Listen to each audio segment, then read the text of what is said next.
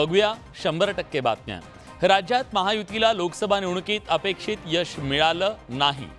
Mission 45 चा नारा देणाऱ्या महायुतीची गाडी 17 जागांवर थांबली। या निवडणुकीतील अपयशावर महायुतीकडून आता मंथन सुरू झालंय। असं असतानाच विधानसभा निवडणुकांच्या पार्श्वभूमीवर महायुतीत नवा मुद्दा चर्चेत आलाय। या निकालात भाजपला 9, शिंदेंच्या शिवसेनेला 7, अजित पवारांच्या राष्ट्रवादीला 1 जागा मिळाली। मात्र निकालानंतर शिंदेंच्या शिवसेनेनं महायुतीत आपण मोठा भाऊ असल्याचा दावा केला। शिंदेंच्या शिवसेनेचे प्रवक्ते संजय शिरसाट यांनी याबाबत विधान करताना जास्त स्ट्राइक रेटचा मुद्दा अधोरेखित केला। आमच्याकडे आम्हीच मोठे आहोत, आमचा स्ट्राइक रेटच मोठा आहे। संजय शिरसाट म्हणतात शिंदे कोण आहे ते? शिंदेकडे आमदार आहेत। अच्छा, इथे लहान मोठीचा प्रश्न नाही काय, तराजू घेऊन कोण बसलं नाही, मोठं कोण लहान कोण मध्यम कोण, तिन्हीच्या तिन्ही ओसाड आहेत, एक सुद्धा बसत नाहीये। त्यामुळे आगामी विधानसभेत मोठा भाऊ छोटा भाऊ कोण यावरून वादाची चिन्ह आहे। लोकसभा निवडणुकीत महाविकास आघाडीनं 30 जागा जिंकल्या। या ठाकरे गटाला 9, राष्ट्रवादी शरदचंद्र पवार पक्षाला 8, काँग्रेसला 13 जागांवर विजय मिळाला। या विजयामुळे महाविकास आघाडीत उत्साह संचारला। विशेष म्हणजे गेल्या लोकसभा निवडणुकीत 1 जागा असणारी काँग्रेस यंदा 13 जागांवर पोहोचली। त्यामुळे या अभूतपूर्व यशानं काँग्रेसच्या नेत्यांचा आत्मविश्वास चांगलाच दुणावलाय।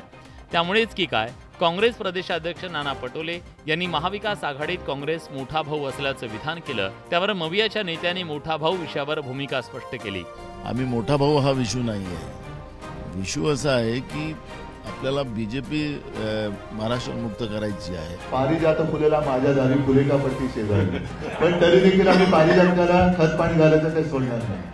निवडणुकीमध्ये मोठा भाऊ छोटा भाऊ वगैरे काही चालणार नाही। काँग्रेसच्या पालखीचं आणि करावं लागेल, भाऊ मोठा आहे तो।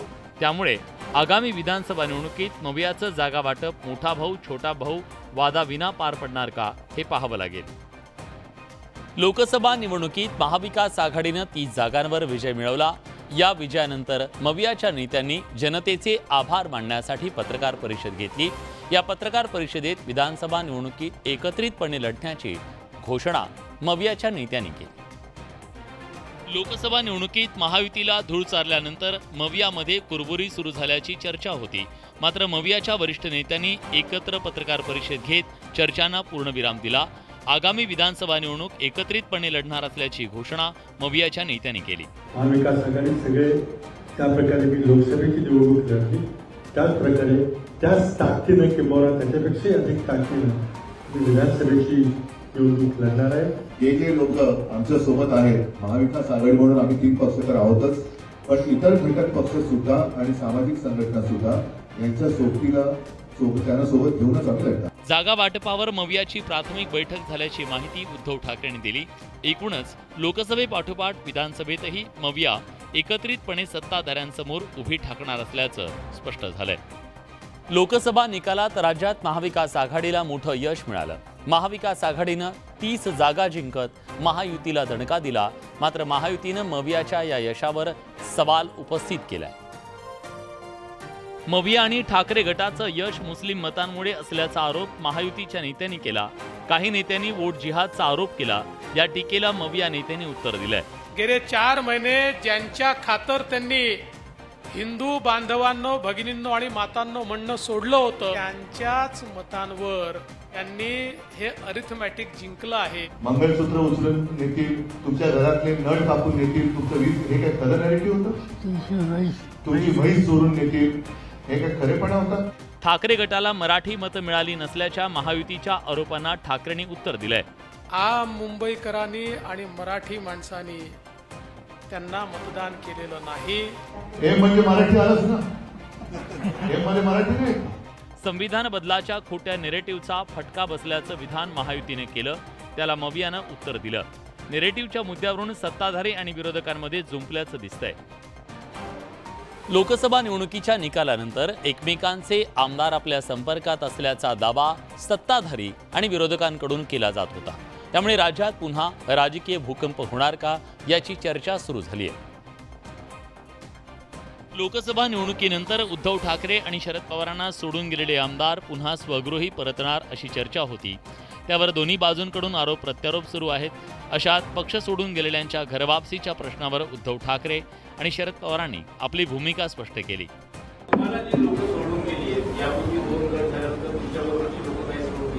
अजिबात परत घेणार नाही.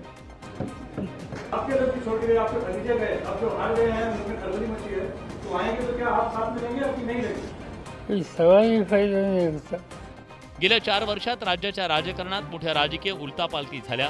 या पार्श्वभूमीवर राजकारणात काहीही घडू शकतं इतकं नक्की. मात्र तुर्तास तरी ठाकरे आणि पवारांनी पक्ष सोडून गेलेल्यांच्या घरवापसीच्या चर्चांना पूर्णविराम दिलाय. पक्ष सोडून गेलेल्या पुन्हा पक्षात परत घेणार नाही अशी भूमिका उद्धव ठाकरेंनी मांडली. उद्धव ठाकरेंच्या या भूमिकेवर शिंदेच्या शिवसेनेनं जोरदार पलटवार केला. त्यामुळे ठाकरेंचा पक्ष आणि शिवसेनेत कलगीतुरा सुरू झाला. 2 वर्षांपूर्वी शिवसेनेत फूट पडली आणि ठाकरेंची साथ सोडून 40 आमदार एकनाथ शिंदेंसोबत गेले. आता लोकसभा निवडणुकीच्या निकालानंतर ठाकरेंच्या पक्षाला सोडून गेलेले आमदार पुन्हा परतणार अशी चर्चा होती. या चर्चांना उद्धव ठाकरेंनी पूर्णविराम दिलाय. शिंदेच्या शिवसेनेच्या आमदारांनी उद्धव ठाकरेंना जोरदार उत्तर दिलंय. दरवाजा उघडा म्हणून सांगितलं कोणी?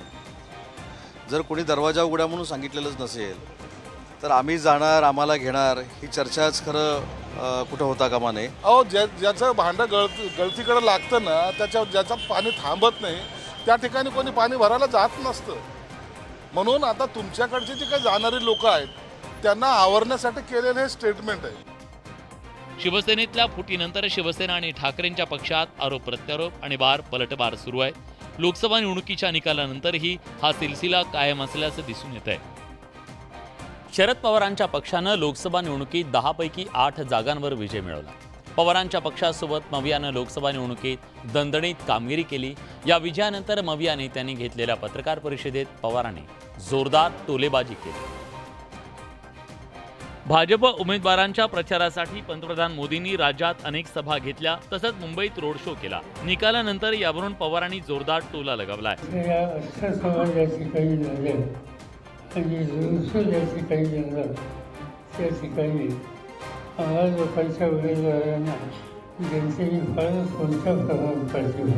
विधानसभेच्या वेळी मोदींनी अधिकाधिक सभा घ्याव्यात असं पवार म्हणाले. विधानसभेच्या निवडणुकीच्या काळामध्ये प्रधानमंत्र्यांच्या जेवढ्या ज्या जागा घ्यायची होती तेवढं आमचा स्वस्त बहुमताच्या दिशेनं आणखी व्यवस्था होती. अजित पवारांना सोबत घेऊन भाजपनं स्वतःची ब्रँड व्हॅल्यू कमी केली असं ऑर्गनायझरच्या लेखात नमूद करण्यात आलं. त्यावर पवारांनी भाष्य केलंय. त्यांचा अनुभव काय तो त्यांनी सांगितलं. राज्यात सत्तेचा गैरवापर सुरू असल्याची घणाघाती टीका पवारांनी केली. लोकसभा निवडणुकीत भाजपची मोठी पीछेहाट झाली. पण अयोध्येतील पराभव भाजपच्या चांगलाच जिवारी लागलाय. अयोध्येतील राम मंदिराच्या मुद्द्यावर भाजपच्या राजकारणाचा पाया आहे. त्याच अयोध्यावासियांनी लोकसभा निवडणुकीत साफ नाकारलं. आता त्याच पराभवावरून विरोधकांकडून भाजपला वारंवार डिवचलं जात आहे. लोकसभा निवडणुकीत भाजपच्या प्रचारात राम मंदिराचा मुद्दा केंद्रस्थानी होता. लोकसभा निवडणूक प्रचारात मोदी शहांनी राम मंदिराच्या उद्घाटनावरून इंडिया आघाडीच्या नेत्यांना टार्गेट केलं होतं. क्योंकि जाने के बाद, देश आजाद होने के बाद पहले ही दिन राम मंदिर का काम शुरू होना चाहिए था कि नहीं होना चाहिए था? इतने साल क्यों लटका रहा? क्योंकि उनकी वोट बैंक की राजनीति थी. या निवडणुकीत अयोध्येत भाजपला पराभव पत्करावा लागला. उत्तर प्रदेशच्या अयोध्येतल्या लोकसभा मतदारसंघातील भाजपच्या पराभवावरून उद्धव ठाकरेंनी भाजपवर टीकास्त्र डागलंय. तो भाजपा मुक्त राम अयोध्यावासियांनी आणि उत्तर प्रदेश जिथे जिथे प्रभू रामचंद्राचं वास्तव्य होतं तिथे तिथे भाजपाने सपाटून मार खाल्लेला आहे. म्हणजे आता भाजप मुक्त राम झालेला आहे. प्रभू श्रीरामाच्या वास्तव्यासाठी प्रसिद्ध असलेल्या चित्रकूट, नाशिक आणि रामेश्वरमध्येही भाजपला पराभवाचं तोंड पाहावं लागलं आणि त्यावरून विरोधकांनी भाजपवर निशाणा साधण्याची संधी साधून घेतली. लोकसभा निवडणुकीच्या वेळी जागावाटपाच्या वेळी मविया आणि वंचित बहुजन आघाडीचं जागावाटपाबाबत एकमत झालं नाही. त्यानंतर वंचितनं स्वतंत्रपणे निवडणूक लढवण्याचा निर्णय घेतला. या पार्श्वभूमीवर आगामी विधानसभा निवडणुकीमध्ये वंचितची मवियात पुन्हा एंट्री होणार आहे का याची चर्चा सुरू झाली आहे. मवियाच्या पत्रकार परिषदेत याबाबतचा प्रश्न विचारण्यात आला. लोकसभा निवडणुकीत सोबत असलेल्या मवियाच्या घटक पक्षांना घेऊन विधानसभा लढणार असल्याचं उद्धव ठाकरे म्हणाले। देखो, पहले ही जैसे जयंतराव जी ने कहा, जितने लोग हमारे साथ अभी रहे और उन्होंने संघर्ष किया, हम उनको लेकर आगे जाएंगे। विधानसभा निवडणुकीत प्रकाश आंबेडकरांच्या वंचितचा पुन्हा मवियात समावेश करणार का या प्रश्नाला उद्धव ठाकरेंनी उत्तर दिलंय। कुछ लोग अगर आना चाहते हैं, सिर्फ ये या वो ऐसे नहीं, तो खींचातानी किए बिना अगर वो आना चाहते हैं तो देखेंगे। लेकिन मैं जिसका नाम आपने लिया वो नाम लेकर मैं कुछ नहीं कहना चाहता, मैं जनरल बात कर रहा हूं। लोकसभा निवडणुकीत वंचितला एकही जागा जिंकता आली नाही या पार्श्वभूमीवर विधानसभेत वंचित काय भूमिका घेणार याची उत्सुकता आहे। सोलापूर लोकसभा निवडणुकीमध्ये विजयी झाल्यानंतर खासदार प्रणिती शिंदे यांच्याकडून संपूर्ण मतदारसंघात तालुका पातळीवर कृतज्ञता मेळावे आखले जात आहेत। दक्षिण सोलापूर विधानसभा क्षेत्राचा कृतज्ञता मेळावा शनिवारी पार पडला। यावेळी प्रणिती शिंदेंनी गंभीर आरोप केले। लोकसभा निवडणुकीत भाजपचा सोलापुरात जातीय दंगली घडवण्याचा कट होता असा आरोप खासदार प्रणिती शिंदेंनी केलाय। गृहमंत्री फडणवीसांचा उल्लेख करत प्रणिती शिंदेंनी हल्लाबोल केलाय। शिंदेंच्या या आरोपांना भाजपनं उत्तर दिलंय। देवेंद्र फडणवीस की आणि त्यांची सगळी पिल्लावर आपल्या सोलापुरात आलेली सांगितलेलं दंगली नावामध्ये दंगल लावणार होते 2 दिवस आधी सोलापुरात। जर तुमच्या आरोपामध्ये तथ्य काही आहे तर महिनाभर का गप्प बसलात? कोणी तुमचं तोंड शिवलं होतं का? कुठे तक्रार केली नाही? प्रणिती शिंदेंच्या आरोपांमुळे महाविकास आघाडी आणि सत्ताधारी महायुतीत शाब्दिक दंगल घडण्याची चिन्ह आहेत। सांगली लोकसभेच्या जागेवरून महाविकास आघाडीत कुरघोडीचं राजकारण पाहायला मिळालं। कोल्हापूरच्या बदल्यात ठाकरे गटानं सांगलीसाठी आग्रह कायम ठेवला। त्यामुळे ठाकरे गटाच्या वाट्याला जागा गेल्यानं विशाल पाटील लोकसभा निवडणूक अपक्ष म्हणून लढले आणि जिंकले सुद्धा। विजयानंतर महाविकास आघाडी आणि इंडिया आघाडीसोबत असल्याचं विशाल पाटील आणि विश्वजित कदम यांनी स्पष्ट केलं।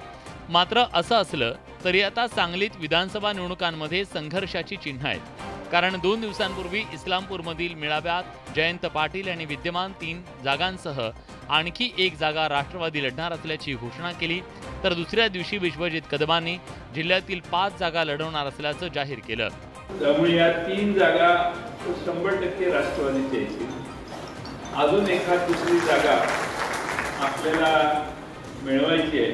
कुणी काही बोलो या जिल्ह्यामध्ये 4 किंवा 5 जागांवर काँग्रेस पक्ष 100% लढणार।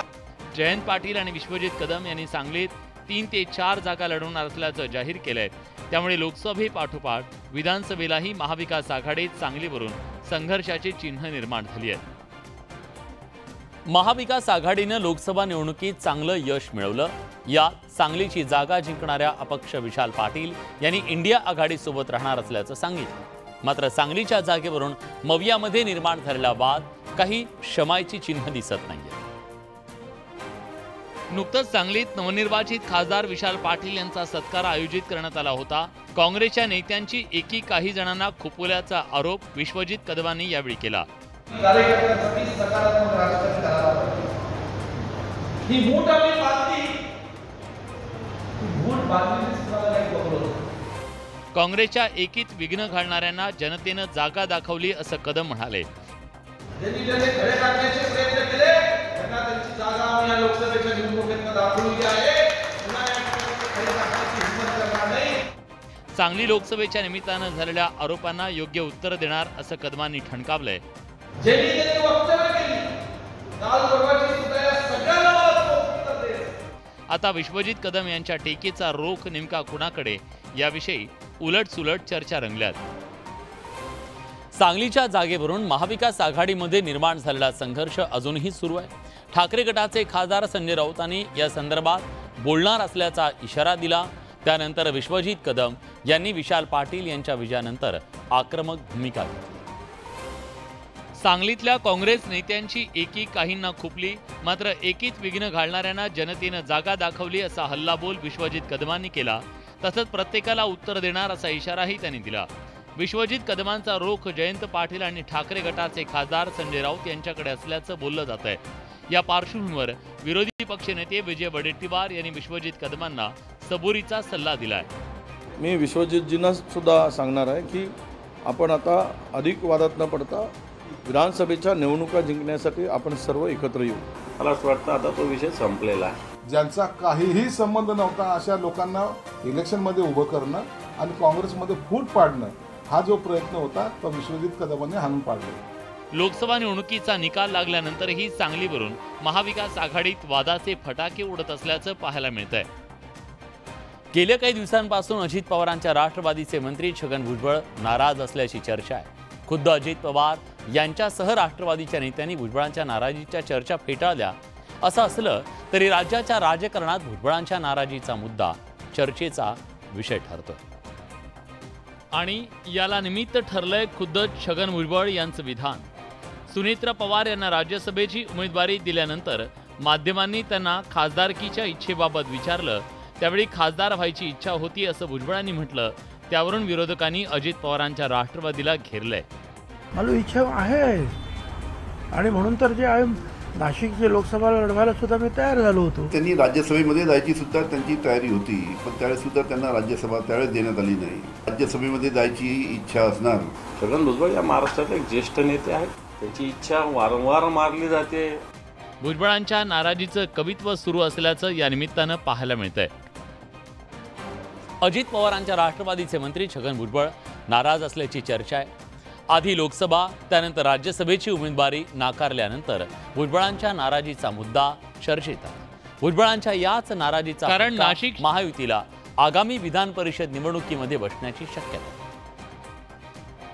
कारण नाशिक शिक्षक मतदारसंघासाठी महायुतीची महत्त्वाची बैठक आयोजित करण्यात आली होती. महायुतीकडून विद्यमान आमदार किशोर दराडे यांना उमेदवारी देण्यात आली. किशोर दराडे यांच्यासाठी ही बैठक आयोजित करण्यात आली. या बैठकीला पालकमंत्री दादा भुसे, भाजप आमदार राहुल ढिकले, देवयानी फरांदे, माजी खासदार हेमंत गोडसे उपस्थित होते. मात्र या बैठकीकडे राष्ट्रवादी अजित पवार गटाचे मंत्री छगन भुजबळ यांनी पाठ फिरवल्यानं राजकीय चर्चांना उधाण आलंय. माननीय भुजबळ साहेब पण महायुतीचे नेते आहेत आणि त्यांच्या मार्गदर्शनाखालीच आम्ही सगळं काम करतो आहोत. मीटिंग वगैरे आमचे जे आहेत जिल्हा प्रमुख आहेत किंवा तिथे काही प्रमुख लोक ते करतात, त्या सगळ्या मीटिंग दाखल करतात. नाशिक जिल्ह्यात असूनही छगन भुजबळ महायुतीच्या बैठकीला अनुपस्थित राहिल्यानं अनेकांच्या भुया उंचावल्यात. काही वर्षांपूर्वी सिंधुदुर्ग जिल्हा नारायण राणेंचा बाले किल्ला मानला जायचा. मात्र मागच्या काही वर्षात सिंधुदुर्गात ठाकरे गटाचे आमदार खासदार निवडून येत वर्चस्व निर्माण झालं. मात्र आता पुन्हा एकदा सिंधुदुर्गावर राणेंची पकड घट्ट होती. नुकत्याच झालेल्या लोकसभा निवडणुकीत नारायण राणे सिंधुदुर्ग रत्नागिरी जिल्ह्यातून खासदार बनले. मात्र आता या लोकसभा मतदारसंघात शिंदेंची शिवसेना आणि भाजपमध्ये कुरबुरी सुरू झाल्यात. कणकवलीत शिंदेंच्या शिवसेनेच्या शाखेबाहेर लागलेला बॅनर चर्चेचा विषय ठरलाय. राणेंच्या प्रचाराच्या मुद्द्यावरून निलेश राणेंनी शिंदेंच्या शिवसेनेवर आरोप केले. मात्र उदय सामंत यांनी निलेश राणेंचे आरोप फेटाळले. त्यानंतर किरण सामंत यांनी राणेंच्या अभिनंदनाचा लावलेला बॅनर अज्ञातांनी फाडला. आता कणकवलीच्या शाखेबाहेर लावलेल्या बॅनरमधून सूचक इशारा देण्यात आलाय. वक्त आने दो, जवाब भी देंगे और हिसाब भी लेंगे असा आशय या बॅनरवर आहे. हे खरं तर अतिउत्साही कार्यकर्त्यांचे बॅनर असतात. वक्त आने दो, बाद में उसके ऊपर बात करूंगा. या बॅनरमुळे तळकोकणात शिंदेंची शिवसेना आणि राणेंमधला अंतर्गत कलह चव्हाट्यावर आलाय. विदर्भ, मराठवाडा आणि उत्तर महाराष्ट्रात पावसाच्या जोरदार सरी बरसत आहेत आणि या पावसामुळे उकाड्यानं हैराण झालेल्या नागरिकांना काहीसा दिलासा मिळालाय, तर बळीराजा सुद्धा सुखावला. हिंगोली आणि परभणीत पावसाचा जोर अधिक.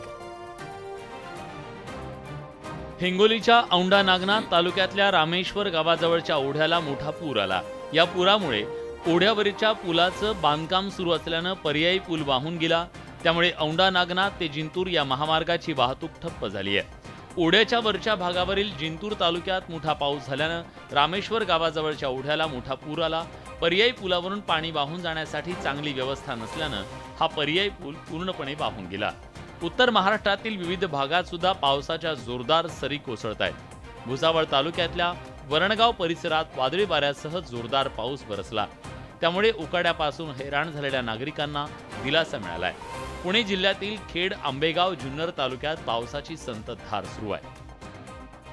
उन्हाळ्याच्या सुट्ट्यानंतर पुन्हा एकदा शाळा भरल्या. राज्यात नवं शैक्षणिक वर्ष सुरू झालंय.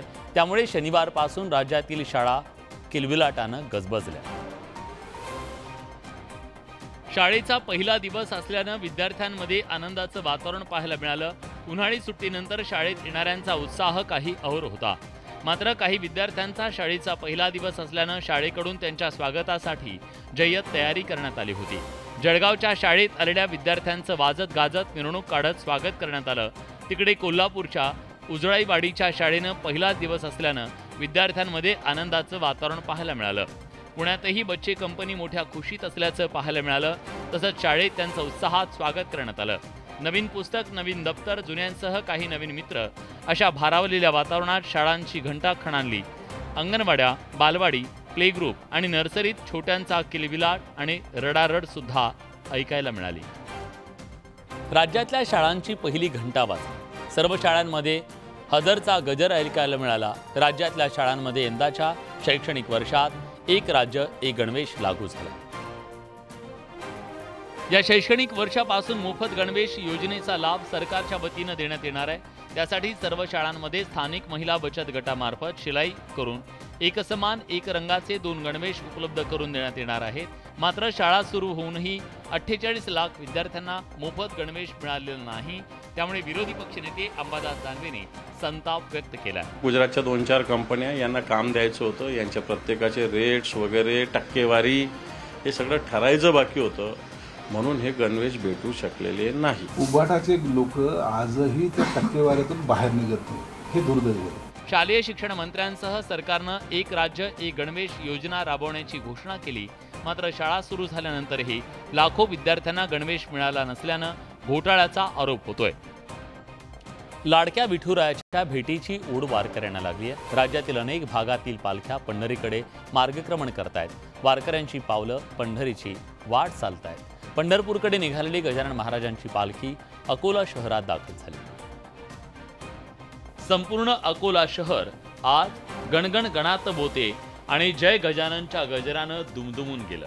13 जूनला शेगावातून निघालेल्या गजानन महाराजांच्या पालखीचं नागझरी, पारस आणि भोरद मार्ग आज सकाळी अकोल्यात आगमन झालं. शहरातील ठिकठिकाणी महाराजांच्या पालखीचं स्वागत करण्यात आलं. पालखी मार्गावर रांगोळ्या आणि फटाके फोडून महाराजांचं स्वागत करण्यात येत आहे. गजानन महाराजांच्या पालखीचं हे 55वं वर्ष आहे. यावर्षी पालखीत 700 वारकऱ्यांचा समावेश आहे. विशेष म्हणजे दरवर्षी सारखाच यावर्षीही वारीत तरुणांचा लक्षणीय सहभाग आहे. ही पालखी विदर्भ, मराठवाडा आणि पश्चिम महाराष्ट्राचा दौरा करत पुढे पंढरपुरात पोहोचणार आहे. 2 दिवसांच्या अकोला मुक्कामानंतर पालखी वाडेगाव, पातूर मार्गे वाशिम जिल्ह्यात प्रवेश करणार आहे. तर या होत्या दिवसभरातल्या सर्व महत्त्वाच्या बातम्या, 100% बातम्या. बुलेटिनमध्ये आपण इथेच थांबतोय. ताज्या घडामोडींसाठी बघत रहा न्यूज 18 लोकमत.